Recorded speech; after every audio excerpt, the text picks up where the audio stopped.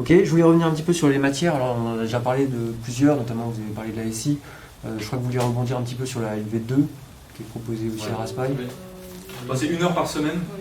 Et en fait, c'est pas forcément idiot de prendre une LV2, parce qu'au concours, par exemple, si vous arrivez en 2 ans à être bilingue en allemand, ce qui est quand même une prouesse, mais si vous y arrivez, au moment des concours, vous révisez vos vraies matières, entre guillemets, vos matières pour lesquelles vous êtes là, et le jour du concours, vous avez une épreuve de LV2, et si vous êtes suffisamment à l'aise, vous n'aurez pas à réviser l'allemand, donc ce sera un truc comment. Par contre, ça peut vous faire gagner beaucoup de points, ça peut vous faire une avance considérable sur d'autres gens qui seront plus forts que vous en maths, qui auront fait un exercice de plus que vous en maths, en physique, etc. Et vous aurez juste fait de l'allemand, ce qui ne demande pas non plus énormément de travail quand on voit la différence entre l'allemand et ce que vous faites en maths. En tout cas, en prépa, il y a une énorme différence, il y a vraiment une matière qui est plus rigolote. Et donc, pareil, l'anglais.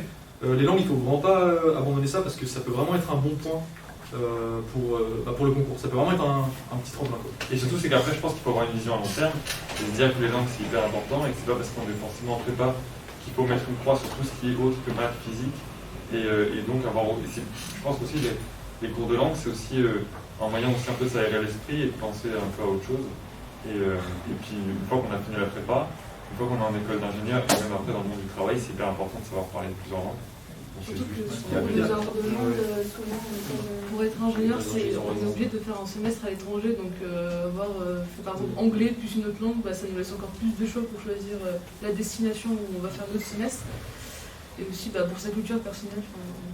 Déjà, surtout pour mettre un petit point sur les matières, parce qu'on en a pas vraiment parlé, on a dit qu'on avait maths, physique, et si oui, mais on a le 4e pôle qui prend autant d'heures que ces 4 matières. Le 4e pôle, il est constitué de français, d'informatique, d'anglais, et de LV2. Qui est une option. Non, LV2 c'est une option, il n'est pas comprendre. Il y a des gens qui ne font pas. Donc c'est 3 autres matières qui comptent autant que les maths, ou la physique, ou la SI. Et donc en fonction de l'école que vous voulez, chacune va prendre un coefficient différent, mais par exemple pour Centrale, le coefficient du français est vraiment très très élevé. Donc on en a 2 heures par semaine, mais c'est pas du tout négligeable. Donc 10 heures de maths par semaine, c'est aussi important qu'il y ait les 2 petites heures de français qu'il faut pas... Et l'informatique aussi.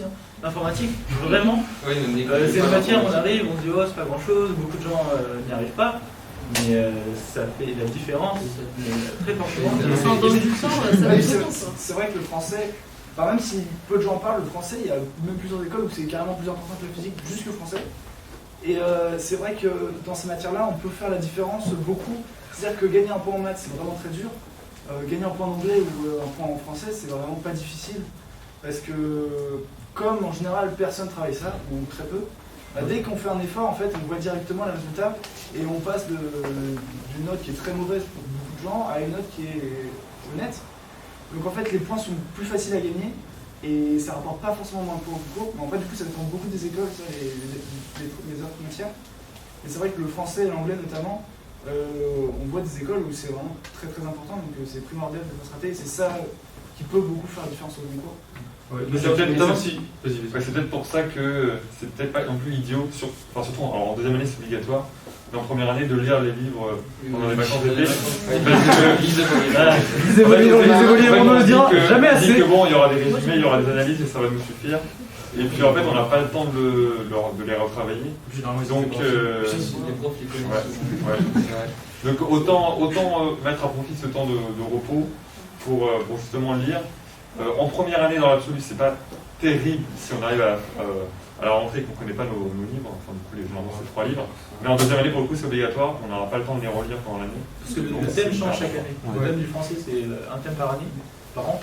Vous avez un trio de livres, en gros, et puis il y a ce thème qui est abordé. Donc là, cette année, c'est l'enfance, par exemple.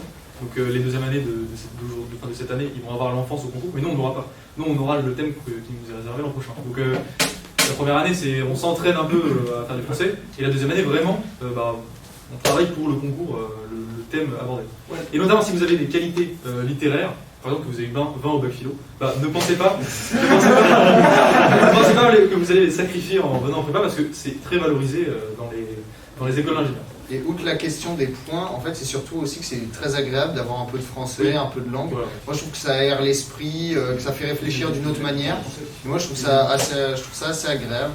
Donc, et en plus, on a des profs qui ne sont pas du tout négligents sur ces matières-là. Donc, à continuer. Et c'est quand même très appréciable d'avoir ce pôle-là.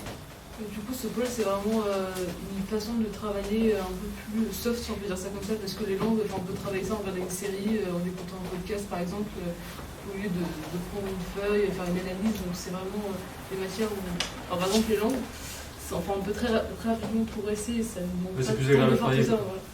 Et le français aussi, lire 3 livres, je pense que c'est assez faisable.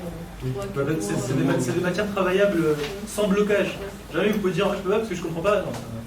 Vous apprenez par cœur et ça le fait, c'est des points vraiment faciles.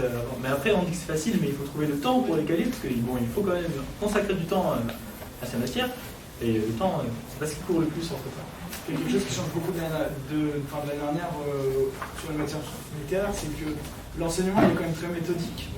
Et ça change de l'année dernière où par exemple en anglais on travaille, on ne sait pas trop quoi. Là c'est vraiment très clair ce qu'on a à faire. Et c'est beaucoup plus facile de s'y mettre que l'année dernière où on avait juste un cours pas forcément très clair, on ne sait pas ce qu'il faut apprendre. Voilà, c'est vrai que même si on a du mal l'année dernière, même si on a du mal en terminale, c'est plus cadré donc c'est plus facile de s'y mettre au travail. J'aimerais dire que aussi je pense que les matières en général et en fait tout ce qui est dans la prépa c'est vraiment une dynamique commune dans l'optique des concours. Autant les élèves que les professeurs. Et par exemple, quelque chose au lycée qui arrive très souvent, c'est que les matières vont se chevaucher, donc on va avoir du mal à travailler plus une matière qu'une autre. Alors que là, les professeurs sont vraiment en fait coordonnés entre eux et ils savent exactement à peu près exactement ce qui se passe dans les autres matières. Et donc, on n'a pas ce problème vraiment d'organisation du travail, en tout cas du côté des travaux donnés. Et donc je pense que ça rend plus facile le travail qu'on a. Et voilà.